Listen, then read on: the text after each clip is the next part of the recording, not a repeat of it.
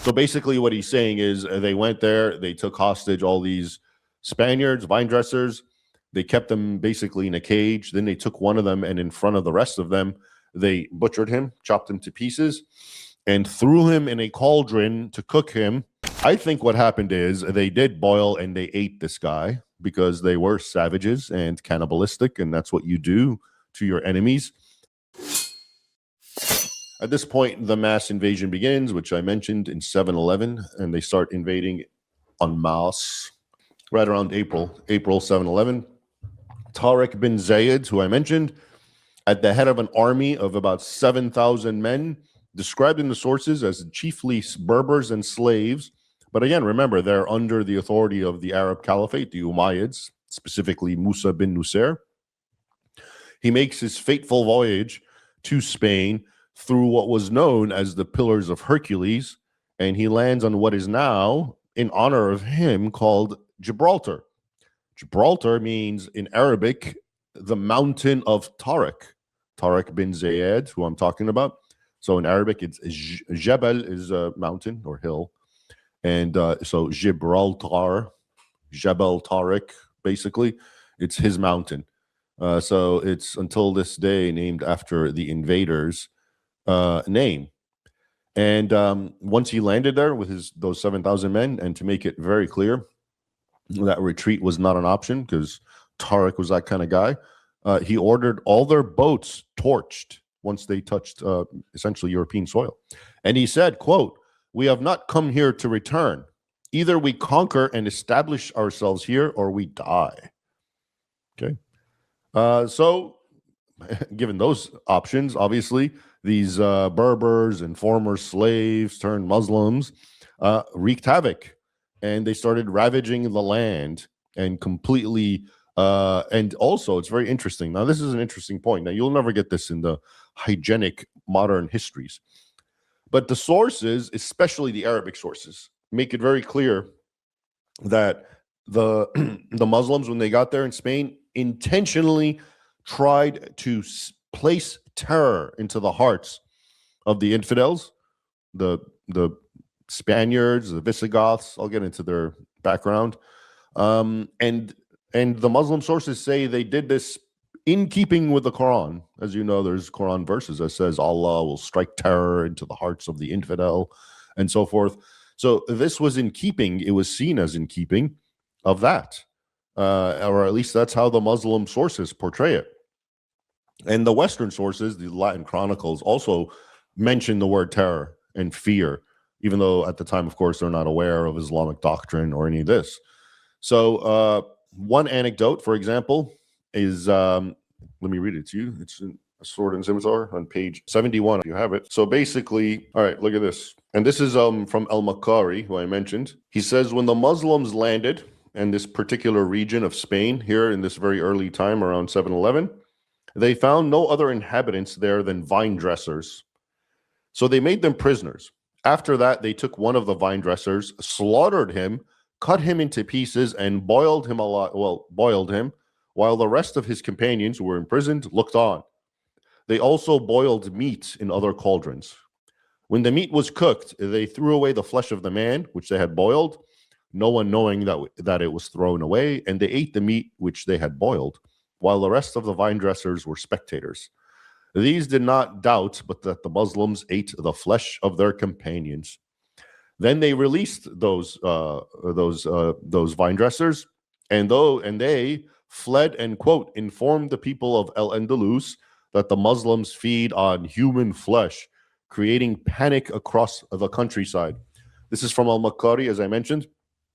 And so basically what he's saying is they went there, they took hostage all these Spaniards, vine dressers. They kept them basically in a cage. Then they took one of them, and in front of the rest of them, they butchered him, chopped him to pieces, and threw him in a cauldron to cook him. And then, according to the accounts, they also cooked other meat, animal meat, and they went on to eat the animal meat, but letting the Christians believe that they're eating their comrade.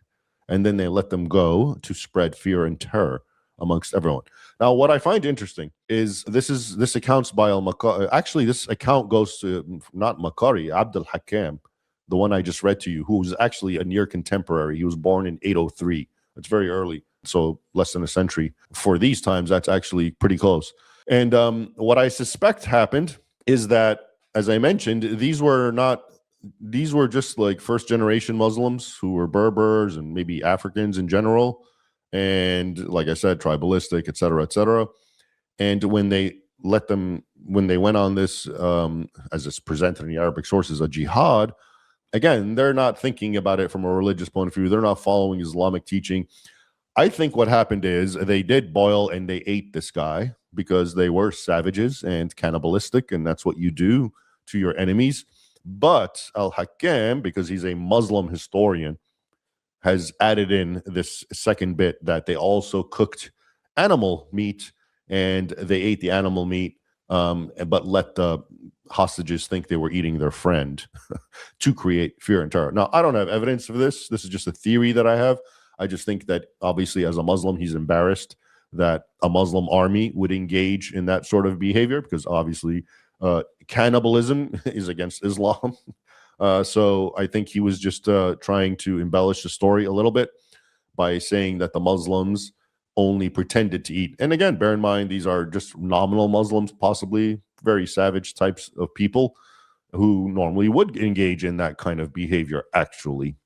So they go around spreading fear and terror, and then a message was dispatched, and it reached the king of Spain, Roderick, in Toledo, which was the capital of Visigothic Spain. So the Visigoths, as you probably know, Western Rome, had fallen at this time to the Germanic barbarian peoples who essentially overwhelmed Western Europe in their travels. The Visigoths, like the Ostrogoths, they're just Goths. Visa is Western, so instead of Visigoth, Westa, Goth. Ostra is Easta, right? So a Visigoth just means the Goths that settled in the Western regions. They were Christian, of course. They, like the rest of the barbarian peoples, they converted to Christianity. For a while, they were Arians, I think, for a little while, but at least over 100 or 150 years before the events were relating, they had already converted to Catholicism, standard Catholicism. At any rate, so a message is dispatched to Mr. King Roderick in Toledo, and all he hears is, here's a quote: "This, our land, has been invaded by people whose name, country, and origin are unknown to me. I cannot even tell ye where they came from, whether they fell from the skies or sprang from the earth." This is very common in these early chronicles, because you have to imagine and envision it to yourself what was going on in these days. This wasn't, 21st century global world where everyone knows where everything is and we all have the internet and we all see and talk and know what everyone looks like. Back in those days, just racially different people actually created shock and consternation for one another because people never saw it. There's actually an account, Al-Makari, this, I'm reminded of it, the important Muslim historian, where he talks about how people, I think it was the Visigoths in Spain, how the first time they saw someone from Africa, a black man, somehow he ended up in their area, and they just were completely like shocked and like they didn't understand what he was. And I mean, look, I know this sounds racist, but it makes sense because if you've never seen that, if you're insulated, if you're just a group of white people from Scandinavia who's never seen anything but what you see, or if you're a African tribe in sub-Saharan, you've never seen anyone but what you see around you, then something, the exact opposite appears. Of course, it creates a shock and dismay. And in this case, Al-Makari says they took him, and out of pity, they put him in a hot boiling pot, not to boil him, like heat with, and they tried to scrub him because they were convinced that color was like something had happened to him, and they were trying to clean him. So Al-Makari gives this anecdote. So I share that with you to emphasize what that quote I just read about. We don't know where these people came from because we've never seen their likes before. And this, of course, also indicates their behavior as well. This was the same thing when the Huns started invading, entering into Europe from the east, and the way they're described by Roman sources as essentially unhuman. The actual sources, the way they describe them, does not sound human. It's almost like another alien race. So I imagine they were exaggerating, but this happens all the time. It's kind of interesting from an anthropological point of view. At any rate, so Roderick summoned his men, and at the head of some thousands, we don't know for sure, he went to meet the Arabs, the Muslim army, the Berbers, which by now were no longer 7,000, but at least 12,000, because after Tariq had come and word had reached Morocco, North Africa, the Muslim base, that they were making progress, others started swimming to and climbing aboard any kind of bark they could find to get to Spain and join the fight, the jihad. So they all met, the Visigoths, the Christians, and the Muslims, at the river Guadalete in Spain, in southern Spain. And a great battle, great war took place. Tariq, when you saw that, now this is interesting because in the Muslim sources, again in al-Makari especially, when Tariq saw the Christian army approaching, he rallied his men around him and exhorted them with very typical jihadist phraseology. He said, "Where can you fly now?" Remember, he burned their boats. "The enemy is in your front and the sea at your back. By Allah, there is no salvation for you but in courage and perseverance." Okay? And as usual, I kind of alluded to this earlier when they first sent their reconnaissance force to see what's going on in Spain, and they came back with reports of all these wonders. As usual, there were carnal incentives also lurked beneath Tariq's pious talk. In fact, he managed to fuse the seizure of those two most enticing rewards promised to Muslim men, untold riches and beautiful women, as well as invoke the stereotype of eager to be ravished European women. And he did it all in one succinct sentence. What I'm talking about is, until now, the idea amongst Muslims who go around raping women in Europe, if you don't know this, is, and I've written a lot about this, there's copious documentation of Muslims basically saying, you white women want it. We know you're good at it. You like it. Okay. And so this comes out here in the year 711 at the mouth of Mr. Tariq. So here's the one succinct sentence where he wraps in all the boons of Islam. He says, quote, "You must have heard numerous accounts of this place.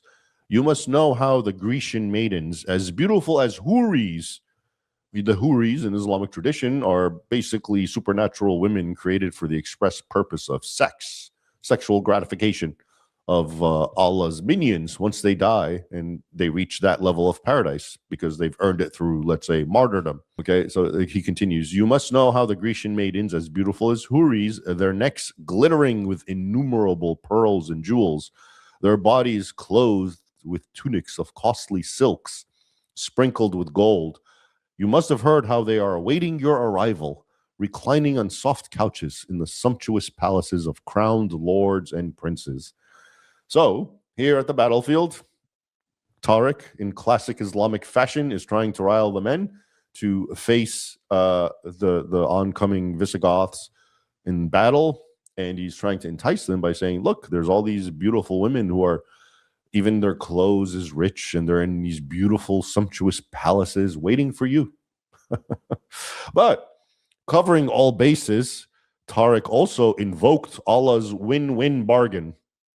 I've coined this a long time ago. Allah's win-win bargain is that basically, look, the first one is, okay, you go on jihad, you conquer, you enslave, you get women, you get property, you plunder, so you win. And if you die, well, you go to the highest levels of paradise and you get the same sorts of things. Very carnal paradise. Sex with the houris. It's portrayed as a very carnal food, drinking wine, rivers of wine and honey, pretty boys circulate as pearls and whatnot. Okay. So this is Allah's win-win bargain, which secular people don't have. So before Allah came around, the Arabs and all the other subsequent people who converted to Islam didn't have this. Okay, you had the first one. If you kill the other tribe, if you beat them and you conquer them, you can take their women, take their land, plunder them. You didn't have the whole business of, whoa, but if it goes awry and I die, well, I even get more of it in heaven. So that was the genius of Muhammad, I suppose. Anyway, so the win-win that he gave Tariq is that he said, after rushing, quote, after rushing on like so many brave men to the fight, he said, any Muslim who dies in battle, quote, know that the recompenses of Allah await you in paradise, which is what I was referring to. Hence the win-win. Now, what actually happened at this battle? The records are very Sketchy, somewhat contradictory. There's not a whole lot of them because it's an old battle. We're talking the year 711. But what it appears, there were some sorts of divisions among the nobles. There was possible betrayals. Maybe one or more of the factions abandoned Roderick in the midst of the battle. At any rate, the Muslims won. And, quote, Allah killed Roderick and those with him, says the 9th century Arab historian Al-Hakam, a premier source for the conquest of North Africa and into Spain. And, quote, he opened the way for the Muslims, and never was there in the West a more bloody battle than this. For the Muslims did not withdraw their scimitars from them, from the Christians, for 3 days. So it was a complete butchery at this battle, whatever happened. And the Muslims just slaughtered them for 3 days with scimitars, hacking away at them. And then Makari writes, quote, meanwhile, Allah filled with terror, there we go again, and alarm the hearts of the mushrikeen, meaning the polytheists or the Christians in this case, because to Muslims, Christians who believe in the Trinity, Father, Son, Holy Spirit, are polytheists. So mushrikeen, that's one of the worst categories in Islam, just like a kafir. So Allah filled with terror and alarm the hearts of the mushrikeen, meaning the Christians, and their consternation was greatly increased when they saw Tariq penetrate far into their country. Okay, so after this battle, essentially, oftentimes it seems like all resistance collapsed, but it didn't. It got, of course, weaker because the king had just died. And now Tariq and all his Muslim men are roaming through the Iberian Peninsula. And they beat again some of the remnants of the army at another battle. And then at that point, it was like a cycle. So the more they won, the more carcasses draw vultures, the more victories caused Muslims from North Africa to start to travel to Spain and join their brethren on this winning jihad. So Makari writes, quote, when the people on the other side of the straits in Africa heard of the success of Tariq and of the plentiful spoils he had acquired, they flocked to him from all quarters and crossed the sea on every vessel or bark they could lay hold of. Not unlike if you're paying attention to what happens in Spain right now and the migrants who come from North Africa, that's often how they're described, as just crossing the sea on every vessel or bark they could lay hold of. The quote continues, Tariq's army being so considerably reinforced, the Christians were obliged to shut themselves up in their castles and fortresses and, quitting the flat country, betake themselves to the mountains. And so it went. That's basically the summary and the capitulation and collapse of Spain. Tariq and his men continued to penetrate further northward into Spain, quote, not passing a place without reducing it and getting possession of its wealth. Notice, it's not just conquering. It's always getting possession of its wealth, its humans, its women. For Allah Almighty, Makari continues, had struck with terror the hearts of the infidels. See, once again, according to this 16th century Muslim historian, this was being done in keeping with the commandments of the Quran to strike terror into the hearts of the infidels. Now, it's important to point out that unlike what modern history claims, and if you've read any like secondary histories written around nowadays, and you try to read about the conquest of Spain, the Iberian Peninsula by Muslims from this event I'm talking about, it's always portrayed as if it was this casual acquiescence. The Muslims just kind of came in. There were some perfunctory battles. Everyone hated the Visigoths, and everyone was just more than happy to just capitulate and acquiesce to the Muslim rule, which proved, of course, to be lenient. And then we had a wonderful golden age. Okay, so that's how it's presented. But even the Muslim historians, the ones that I'm quoting to you, actually give a different rendering. Okay, they write of, quote, how, quote, the Christians defended. This is their words. The Christians defended themselves with the utmost vigor and resolution, and great was the havoc which they made in the ranks of the faithful. So this was a fight to the death, even after the resistance fell with the fall of Roderick and his army. For example, in Cordoba, a number of leading Visigoths and their people hold themselves up in an ancient church. And Makari writes that, quote, although the besieged had no hopes of deliverance, they were so obstinate that when safety was offered to them, upon condition either of embracing Islam or paying jizya, they refused to surrender. and the church being set on fire, they all perished in the flames. So they chose to be burned alive inside of a church. That doesn't really sound like a group of natives of Spain, just more than casually giving in to the new rulers of Spain, the Arabs, the Muslims in this case, does it? And this is, again, the Muslim sources saying this. But if you do read, as I have, books that deal with, especially the ones I want to talk to you about a golden age in Spain, if they even present this as a conquest or invasion, they might not even do that. But if they do, it's like it gets like a paragraph, and it's kind of like, yeah, it was actually a great thing because all the Christians just were like, yeah, why not? Let's go with these Arabs. Let's see what they got to offer. And then lo and behold, it was actually wonderful. It was a great golden age. Not what the sources, including the Muslim sources, say, is it? So this church continues, Al-Makari, that was burned, where these people burned, he continues, it became, quote, a place of great veneration for later generations of Spaniards because of the courage and endurance displayed in the cause of the religion by the people who died in it.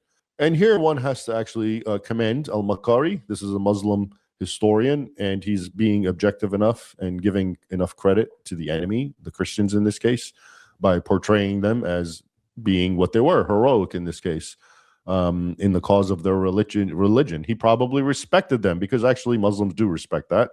You may be their enemy if you're a Christian or any other religion that stands in their way, but if you actually fight for your religion, they actually respect that much more than what's happening today, which is Western people just, falling face down and just giving up and saying, oh, no, Christianity is just like your religion and we're all the same, we're brothers, and yeah, whatever you want to hear, when we'll suppress our faith to make you feel comfortable, and all that jazz is, as you might imagine, not very respectable and not something that earns Muslim respect. Rightfully so. Now, by 712, Musa bin Nusair was now following his general Tariq. And check this out. He, quote, entered the long plundered and godlessly invaded Spain to destroy it, says the earliest source on this topic, the Chronicle of 754, also known as the Mozarabic Chronicle. Okay, 754. So this is very, very close. So they entered and long plundered and godlessly invaded Spain to destroy it. Quote, this is the Chronicle continues.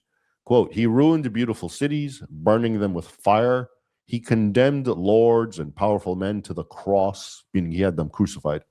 He butchered infants and youths with the sword. He terrorized everyone. So now you have an early Latin source talking about Muslim terror. So that we saw the later source by the Arabs, Al-Makari, where he tried to draw a correlation between the Muslims terrorizing Spain and the Quran verses. And here you have this very early Latin source that doesn't know anything about Islam. And it's talking about that these people intentionally came to terrorize everyone. All right. And that Chronicle of 754, which is really important if you can read it, it describes the totality of ruin that was visited upon the Spains as they were known.